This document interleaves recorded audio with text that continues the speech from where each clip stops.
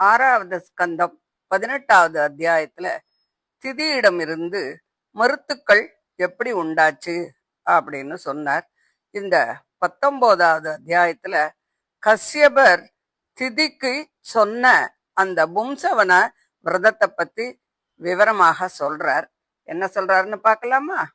பரீட்சித்து ராஜன் சொல்றான், பும்சவனம் அப்படின்னு ஒரு விரதத்தை பத்தி சொன்னேள், அதை பத்தி நீங்க விவரமா சொல்லணும் அப்படின்னு கேக்குறான்.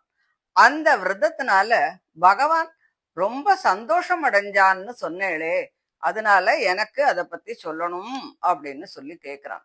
சுகர் சொல்றார், மார்கழி மாசத்துல சுக்ல பட்சத்துல சுபமான திதியில பெண்ணானவள் புருஷனுடைய அனுமதியோடு தன்னுடைய விருப்பங்களை எல்லாம் நிறைவேற்றக்கூடிய அந்த பும்சவனம் என்ற இந்த விரதத்தை ஆரம்பிக்கணும்.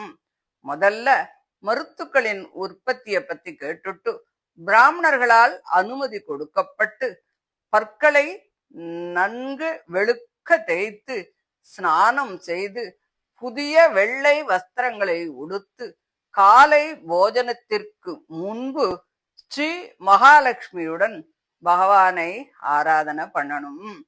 பகவானே, உனக்கு எல்லாம் நிறைந்திருக்கிறது, உனக்கு எதனாலும் ஆக வேண்டிய காரியம் எதுவுமே இல்லை, நீ அவாப்த சமஸ்த காமன், உனக்கு எதிலும் அபேட்சையும் இல்லை, உனக்கு நமஸ்காரம், நீ நித்திய விபூதி என்ற பரம பதத்திற்கும் லீலா விபூதி என்ற பிரம்மாண்ட சமூக ரூபமான பிரகிருதி மண்டலத்திற்கும் பிரபுவானவன், எல்லா சித்திகளும் உனக்கு கைமேல் இருக்கிறது, உனக்கு என்னுடைய நமஸ்காரம்.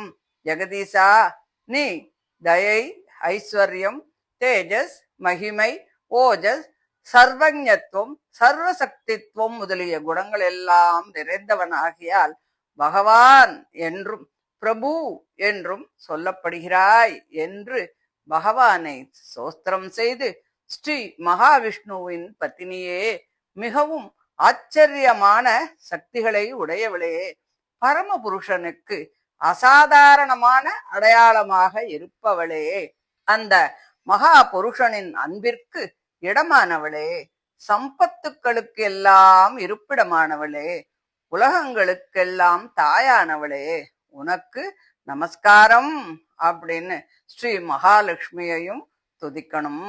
பிறகு ஷாட்குண்ய பூர்ணனும் புருஷ சூக்தத்தில் சொல்லப்படும் மகா புருஷனும் மகானுபாவனும் ஸ்ரீ மகாலட்சுமிக்கு பதியும் பரிவாரங்களால் சூழப்பெற்றவனுமான உனக்கு அர்க்கியம் முதலியவற்றை சமர்ப்பிக்கிறேன் என்ற மந்திரத்தை சொல்லி தினமும் ஸ்ரீ மகாவிஷ்ணுவுக்கு ஆவாகனம், ஆசனம், அர்க்கியம், பாத்தியம், ஆச்சமனம், ஸ்நானம், வஸ்திரம், யஜ்ஞோபவீதம், ஆபரணம், சந்தனம், புஷ்பம், தூபம், தீபம், உபகாரம் முதலிய உபச்சாரங்களை மன ஊக்கத்தோடு சமர்ப்பிக்கணும்.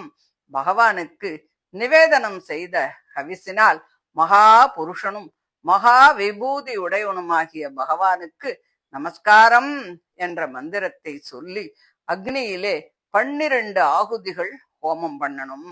எல்லா சம்பத்துக்களையும் விரும்புகின்றவர்களாக இருந்தால் விருப்பங்களை எல்லாம் கொடுக்கக்கூடிய அந்த ஜகத்திற்கு மாதா பிதாக்களான ஸ்ரீ மகாலட்சுமி, ஸ்ரீ மகாவிஷ்ணு இருவரையுமே பக்தியுடன் தினந்தோறும் பூஜிக்க வேண்டும்.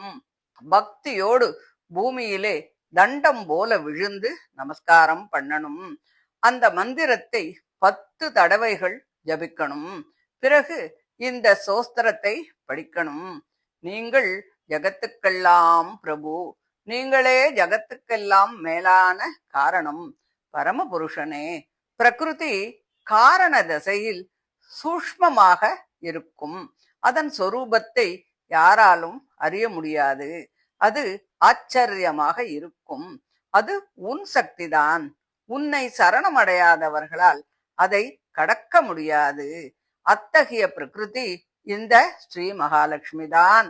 புருஷோத்தமனே, அந்த பிரகிருதிக்கு பிரபு நீ மட்டும்தான், யஜ்ஞங்கள் எல்லாம் நீதானே, அதன் அங்கங்களான தீட்சணீய இஷ்டி முதலிய விஜய்கள் எல்லாம் இந்த ஸ்ரீ மகாலட்சுமி தான். ஸ்மிருதிகளில் விதித்த செயல்கள் எல்லாம் இவள்தான். அவற்றை அனுஷ்டிக்கும் புருஷர்களும் நீதான்.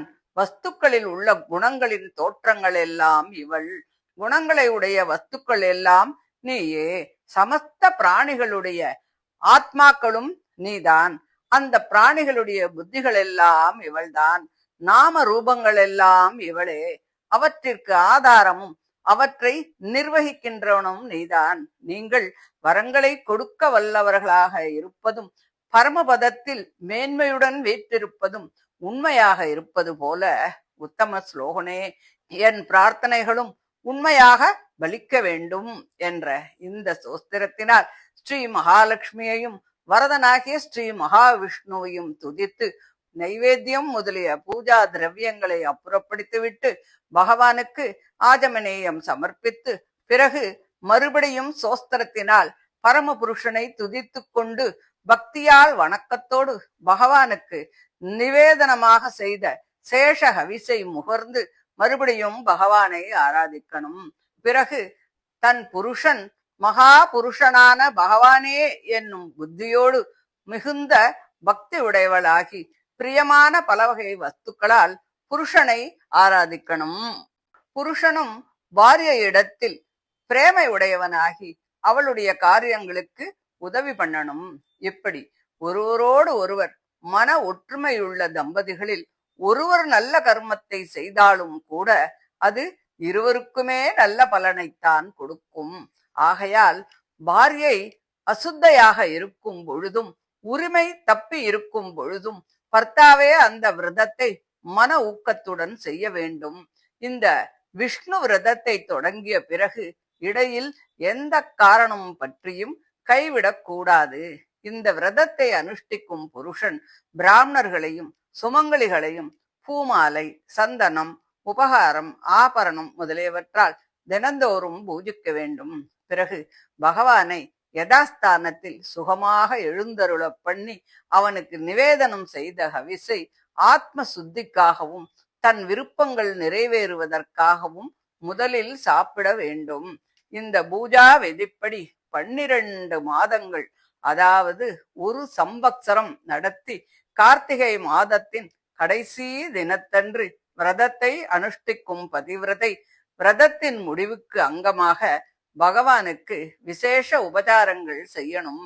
மறுநாள் காலையில் ஸ்நானம் செய்து முன்போலவே பகவானை ஆராதித்து பாலில் பக்குவம் செய்த சருவுடன் நெய்யை கலந்து 12 ஆகுதிகள் பர்த்தாவை கொண்டு ஹோமம் செய்விக்க வேண்டும். ஆத்ம பரமாத்மாக்களின் உண்மையை அறிந்து நல்ல அன்னங்களால் 12 பிராமணர்களை பகவானாகவே நினைத்து உணவு தர வேண்டும். அந்த பிராமணர்களுக்கு ஜலம் நிறைந்த பாத்திரங்களையும் வெல்லம், எள்ளு, பொறி இவைகளையும் கொடுத்து மனக்களிப்புற்ற அந்த பிராமணர்கள் மொழியும் ஆசீர்வாதங்களை அங்கீகரித்து பக்தியோடு அவர்களை நமஸ்கரித்து அவர்களுடைய அனுமதியின் பேரில் பிறகு சாப்பிட வேண்டும். அந்த கணவன் பந்துக்களோடு ஆச்சாரியனை முன்னே உட்கார வைத்துக் கொண்டு மௌனத்துடன் நல்ல புதல்வனையும் சௌபாகியத்தையும் தரக்கூடிய அந்த சருவின் மிகுதியை தன் பாரியையை புசிக்கச் செய்ய வேண்டும்.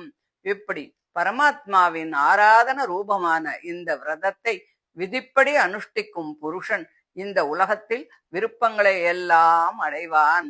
இதை அனுஷ்டிக்கும் பெண்மணி சௌபாகியம், சம்பத்து, சந்ததி, நெடுநாள் சுமங்கலியாக இருத்தல், புகழ், வீடு முதலிய பலன்களை எல்லாம் அடைவாள்.